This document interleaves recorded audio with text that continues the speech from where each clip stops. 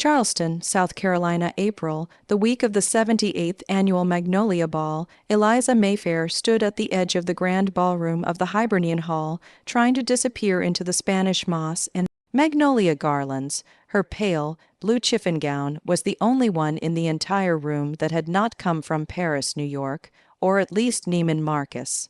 She had sewn it herself from 3 different discontinued bolts of fabric she found on sale in Columbia. The stitches were perfect, but it still looked home, made next to the couture dripping off every other woman. She hated these balls, she hated the way the old, money wives looked through her as if she were glass, hated the way her husband, Beaufort Thorne Roman IV, called her my little schoolteacher. In that syrupy voice that somehow made it sound like an insult, 10 years of smiling while his mother, Mrs. Beaufort Thorne Roman III, who insisted on being addressed as Mrs. Thorne, even though her husband had been dead for 15 years, told anyone who would listen that her son had married beneath the family, but charity begins at home. Eliza's fingers tightened around the stem of her untouched champagne flute. She just had to survive 1 more hour. Then Beau would drink too much bourbon, kiss a few cheeks, and they could go home to their mansion on the Battery that Eliza had never once felt was hers. Beau found her near the oyster station, already flushed and loud. There she is, my Eliza Grace. He threw an arm around her shoulders like they were college sweethearts instead of a couple who hadn't shared a bedroom in 4 years. Y'all, this little lady teaches music to the colored children over at Burke High. Isn't that just the sweetest thing you ever heard? The circle of men in pastel bow ties laughed politely. One of them drawled, still waiting on that air, Beau. Beau's grip tightened until it hurt. Well, you know, God's timing and all that. Eliza felt her cheeks burn. They had tried for children. Lord, how they had tried, until the fertility specialist in Atlanta gently suggested it might be unexplained male factor. Beau had never gone back for the follow-up test. Instead, he told everyone the problem was Eliza's nerves. Mrs. Thorne swept over like a battleship in lavender silk, diamonds glittering at her throat. Beaufort, darling, she said, kissing the air beside his cheek, they're about to start the portrait. We need the family together, the family. Meaning Beau, Mrs. Thorne, and Beau's younger sister Ashley, never Eliza, but tonight Mrs. Thorne crooked a finger. Come along, Eliza. We'll put you in the back row so you don't throw off the color balance. Eliza followed because that was what she always did.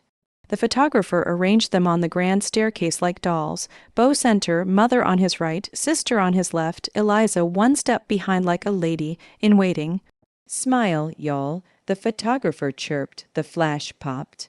And that was when Beau turned, looked Eliza straight in the eye, and said loud enough for the entire ballroom to hear, actually, change of plans. Eliza won't be in the family portrait anymore. A hush fell. He reached into his tuxedo pocket and pulled out a folded set of papers. Because as of this morning, she is no longer family. He held the papers out like a magician revealing a trick.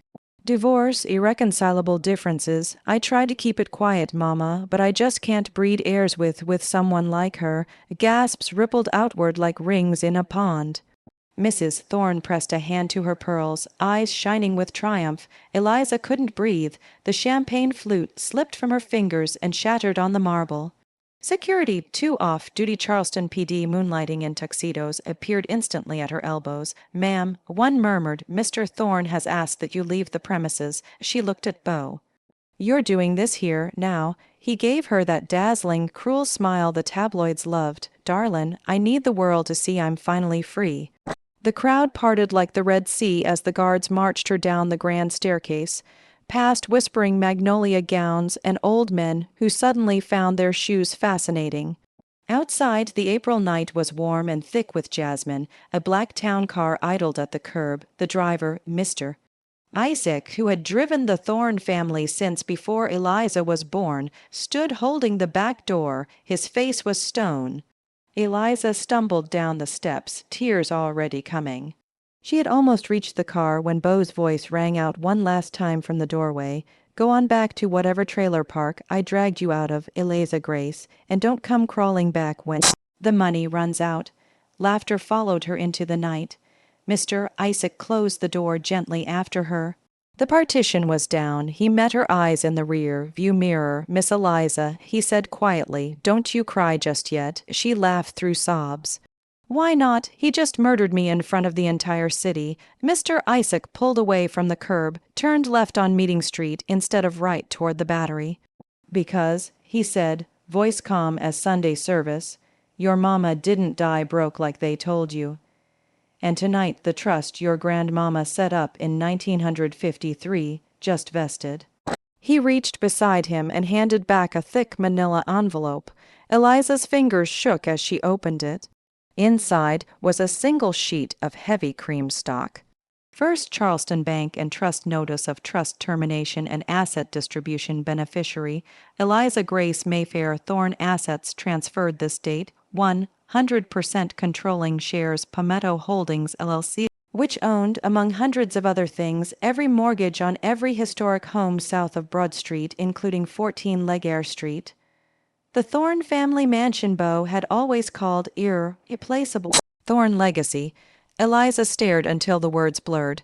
Mr. Isaac kept driving. "There's more in the envelope, ma'am, but maybe save it till we get you safe home." She looked up. "Home?" He gave a small smile. "Your home, Miss Eliza, not his." 20 minutes later the town car rolled through wrought iron gates that Eliza had never seen open in 10 years. A modest but beautiful Greek Revival house on Trad Street, white columns, black shutters, gas lanterns flickering. Mr. Isaac cut the engine. "This was your mama's house, paid off since 1978, title's always been in the trust, nobody could touch it." Eliza stepped out on legs that didn't feel like her own. Inside, the house smelled like lemon oil and old books. Every light was on. A woman in her 60s waited in the foyer, Mrs. Della, her mother's former housekeeper, tears already running. "Welcome home, baby girl," she whispered and pulled Eliza into an embrace that smelled like cornbread and safety. Eliza cried then, hard until her ribs hurt. When she could finally speak, she asked, "How long have you known, Mr.?" Isaac removed his chauffeur's cap. "Your mama made me swear I'd wait till the day that boy showed his true self in public. She said, 'Isaac, the minute he humiliates my daughter in front of God in Charleston, you put her in the car and bring her to me.' She'd want Eliza to know who she really is." Eliza looked down at the papers again. Palmetto Holdings LLC owned the mortgage on the Thorne mansion, the mortgage on Mrs. Thorne's ancestral plantation on the Ashley River, half the commercial buildings on King Street, and, because Charleston is a small town with long memories, every single note the Thornes had ever bragged was paid off generations ago. Eliza wiped her face. "Mr. Isaac's deli, what do I do now?" Mr. Isaac's eyes glinted like river ice. "Whatever you want, ma'am. But if I may suggest tomorrow's Sunday, banks are closed. Monday morning, though, First Charleston opens at 9 sharp." He reached into his coat and produced a second envelope, this one containing a burner phone and a single business card. "The president of the bank is expecting your call at 9:05. He's been waiting 28 years for it." Eliza looked at the card. "Dr. Elias Mayfair, chairman and CEO, First Charleston Bank and Trust, her mother's maiden name. The name Eliza had been told died with her mama when Eliza was 7. She laughed, a cracked, wondering sound. "Take me to bed," she said. "Tomorrow I have a marriage to bury. Monday, 9:03 a.m. First Charleston Bank and Trust, Broad Street." The lobby was all marble, brass, and old money. Hush. Tellers in pastel dresses froze mid-transaction when Eliza walked in wearing a simple black linen dress, pearls that had belonged to her mama, and the kind of calm that comes right after a hurricane. Dr. Elias Mayfair, tall, silver-haired, eyes the same gray-green as Eliza's, met her at the private elevator himself. "Miss Eliza," he said, voice thick, "your mother would be proud." He didn't waste words. By 9:15 she was seated at the head of the boardroom table that had intimidated generations of Charleston men. By 9:30 every department head knew who the throne had changed hands overnight. At 9:47 the foreclosure department received their marching orders. 14 Legare Street, the Thorne Mansion, 10:12 a.m. Mrs. Beaufort Thorne Roman 3 was still in her peach silk robe and matching turban, sipping coffee on the piazza and telling her bridge club via speakerphone how that trash finally showed her true colors. When the doorbell rang, Beaufort Thorne Roman 4, hair still wet from the shower, wearing nothing but boxers and a scowl, stomped downstairs. Who the hell? He flung open the 12-foot mahogany door. Eliza stood on the welcome mat in sunglasses, holding a ring of old-fashioned brass keys and a tan leather folio.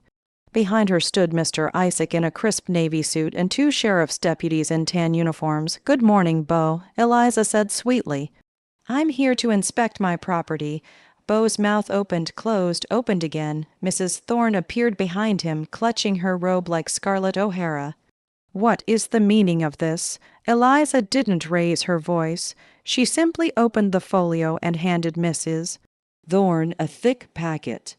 "Notice of default and foreclosure property, 14 Laguerre Street, Charleston, SC Mortgagee, Palmetto Holdings LLC borrower, Beaufort Thorne Roman 3 deceased and Beaufort Thorne Roman 4 balance due $11,400 date immediate." Mrs. Thorne's scream could have peeled paint. "This house has been in my family since 1820. "No, ma'am," Eliza answered. "The bank has owned it since 1954. Your late husband just never told you the mortgage still existed. My mama bought the note in 1989. Interest has been compounding quietly for 35 years. Beau tried to snatch the papers. "This is fraud. You can't." "I can," Eliza said. "And I am. You have until 5 p.m. Friday to remove personal belongings. After that the locks change and everything left becomes property of the bank." She turned to the deputies. "Gentlemen, please make sure the Thornes understand this is no longer their legal residence." Mrs. Thorne lunged claws out. Mr. Isaac stepped smoothly between them. "I wouldn't, ma'am," he said quietly. "Assault on the new owner is a felony." Mrs. Thorne froze, realizing for the first time that the balance of power had flipped like a coastal storm tide. Beau found his voice. "Eliza, darlin', let's talk. We can work something out. Talking time ended Saturday night when you humiliated me in front of the entire city," Eliza said. "Now it's paperwork time." She dropped the brass keys into a little velvet pouch and placed them on the hall table beside the silver tray that still held the Thorne calling cards. "These belong to the house. I'll be keeping them." She walked out. The deputies stayed to supervise. King Street, 11:30 a.m. Word spread faster than kudzu. By lunchtime, every boutique on King had heard. By 2:00 p.m., the Thorne name was poison. Credit cards declined. Lunch tabs refused. One shop owner actually locked the door when Mrs. Thorne tried to enter. Ashley Thorne, Beau's sister, live streamed her meltdown from the passenger seat of her leased Porsche. "That gold digging schoolteacher is trying to take our home." The video got 400K views before Porsche Financial repossessed the car. That same afternoon, turns out Palmetto Holdings owned that note too. The Battery, 4:00 p.m. Eliza stood on the second-floor piazza of her mother's old house on Trad Street. Her house now sipping sweet tea. Della had made the way only black grandmothers can. She watched moving trucks arrive across the street at 14 Laguerre. Beau stormed out in a wrinkled seersucker suit, screaming into his phone. "Fine, I'll sell the yacht. I'll sell the plane." He stopped when he saw Eliza watching. The yacht repossessed at 2:15, the plane grounded. Leon filed. Even his country club membership had been transferred to spouse, her under the old bylaws. He looked suddenly small. Eliza lifted her glass in a mock toast. Mrs. Thorne appeared on the sidewalk surrounded by Louis Vuitton that suddenly looked very last season. She was begging the movers to be careful with the portraits. Eliza called down, "Leave the portraits, they're fixtures, the house stays furnished." Mrs. Thorne looked up, face blotchy with rage and tears. "You evil little..." "Careful," Eliza warned softly. "Slander is expensive, and y'all can't afford it right now." Friday, 5:00 p.m. Sharp, the deputies locked the gates at 14 Laguerre. A discreet "under new ownership" sign went up the next week. Eliza hosted her first open house the following Sunday after church. Half the city came in Sunday best, pretending to pay respects. Really, they came to see if the rumors were true. They were. Crystal chandeliers still hung, but now there were children, her students from Burke High, playing violin in the garden while their parents drank sweet tea on the piazza. A banner across the front read, "Future site of the Mayfair Music Academy opening fall 2026, Mrs." Thorne watched from across the street behind lace curtains in the tiny apartment Eliza had rented for her on Rutledge Avenue, one bedroom, no piazza, no view. Rent $1 a year, payable only if Mrs. Thorne stayed sober and civil. Beau lasted exactly 6 days in the apartment before he moved out. No one knew where he went, yet, 3 months later, August in Charleston, the kind of heat that makes the air feel like wet cotton. The Mayfair Music Academy was rising fast. Eliza had kept the Thorne mansion exactly as it was, same wallpaper, same heart, pine floors, but every room now echoed with children's voices and the sound of scales being practiced. The old money Charleston still couldn't decide whether to be scandalized or impressed. Most chose both. Saturday, 11 a.m., Charleston Yacht Club, annual charity regatta and auction. The invitation had arrived in heavy cream stock with Eliza's new monogram, M. Eliza Grace Mayfair. Inside, in perfect calligraphy, you are cordially invited to bid on one-of-a-kind items including the couture wedding gown worn by Mrs. Beaufort Thorne Roman IV at her 2015 Society Wedding of the Year. Eliza had bought the dress back from the consignment shop. Beau tried to pawn it too. She paid $12 cash just to watch the owner's face. Now it hung center stage on a headless mannequin under a spotlight, looking like a ghost that had finally come for revenge. The ballroom was packed, white linen suits, seersucker, bow ties, and enough buttocks to float a battleship. Everyone pretended they were there for the children's hospital. Really, they were there for the blood sport. Eliza walked in wearing a simple white linen sundress and her mama's pearls, no hat, no gloves. Charleston society nearly choked on their mimosas. She took the microphone. "Thank y'all for coming. Today we're selling a few memories I no longer need." A ripple of nervous laughter. Lot number 1. The auctioneer drawled, "The Monique Lhuillier wedding gown, retail value $120,000. Do I hear 10,000? Paddles shot up. 20, 30, 50. Eliza watched from the side, arms folded. At 80, 5,000, the bidding slowed. Mrs. Thorne sat in the back row in a navy dress 2 sizes too big, face powdered white, clutching her program like a life raft. She had lost 30 pounds and all her friends. Ashley Thorne was beside her, scrolling TikTok, pretending not to care. Eliza stepped forward again. "Actually," she said sweetly, "I'd like to bid on my own dress, $100,000, gasps. Sold. The auctioneer banged the gavel before anyone could breathe. 2 stagehands wheeled out a metal fire pit. Eliza picked up a long barbecue lighter. Some things are better turned to ashes. She touched the flame to the hem. The silk caught instantly. Flames raced up the beaded bodice like they'd been waiting 10 years for permission. The crowd was silent except for the crackle. Mrs. Thorne made a strangled sound. Beau was nowhere to be seen. Yet, when the dress was nothing but glowing embers, Eliza dropped the lighter into a crystal bowl. "Thank you for your generosity," she said. "The Mayfair Music Academy appreciates every penny." She walked off stage to thunderous applause. Charleston had chosen its new queen. Later that afternoon, Ashley Plantation, Ashley River, formerly Thorne Hall, the once grand plantation house, now had a discreet foreclosure sign staked in the front yard. Eliza had turned it into low-income teacher housing and a summer music camp. The fields that used to grow cotton now grew okra and tomatoes for the food bank. Eliza was touring the progress when her phone buzzed. "Mr. Isaac, he's here, back 40, swinging a hammer like the devil's chasing him." She drove the golf cart down the old Oak Avenue herself. Beau was shirtless, sunburned, swinging a sledgehammer against a crumbling chimney that needed to come down for the new dormitory. Orange dust coated his arms. His hair was long and greasy under a hard hat. The supervisor, one of Eliza's former students, now site foreman, stood nearby with a clipboard.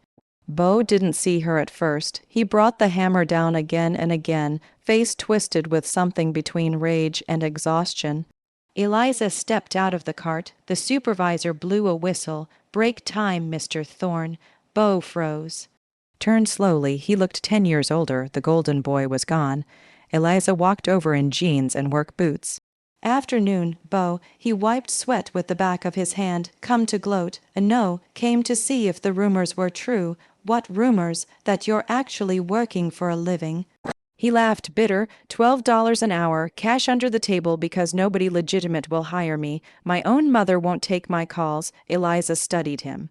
"You still drinking? Every night doesn't help. You still blaming me? Every morning doesn't help either." Silence stretched between them, thick as the humidity.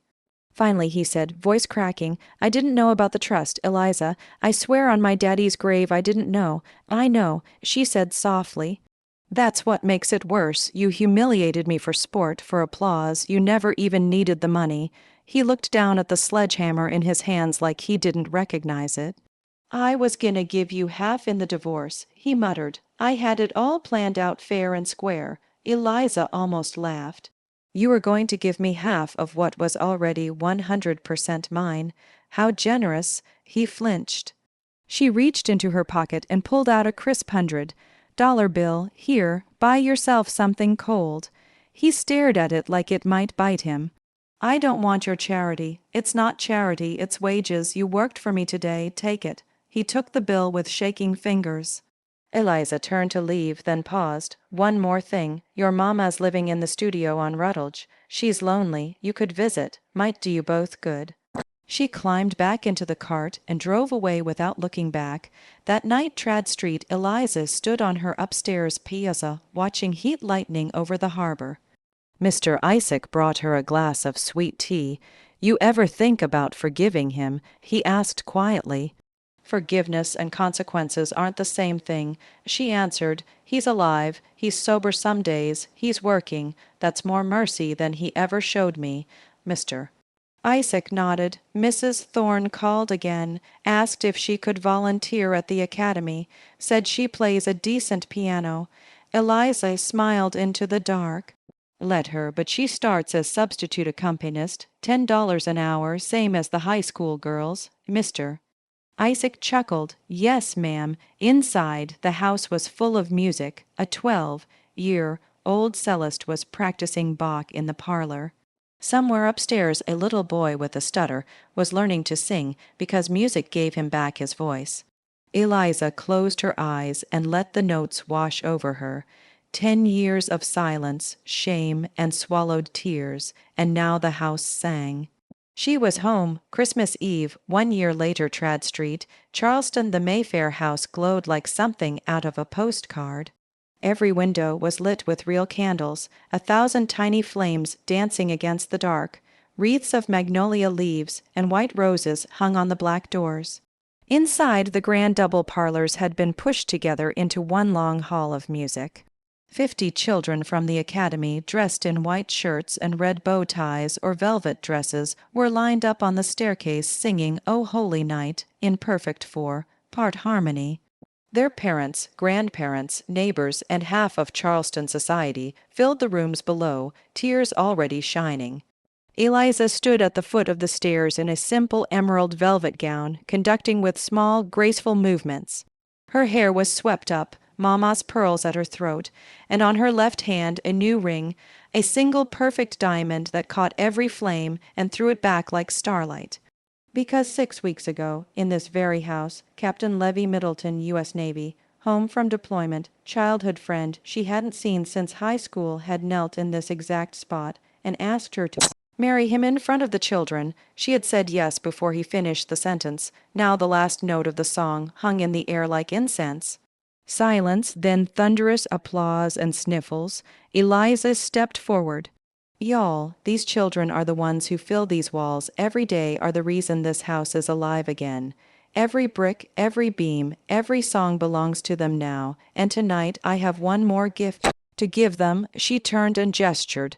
Mr. Isaac and Mrs. Della wheeled in a magnificent grand piano Steinway, ebony brand, new draped in a red velvet cloth.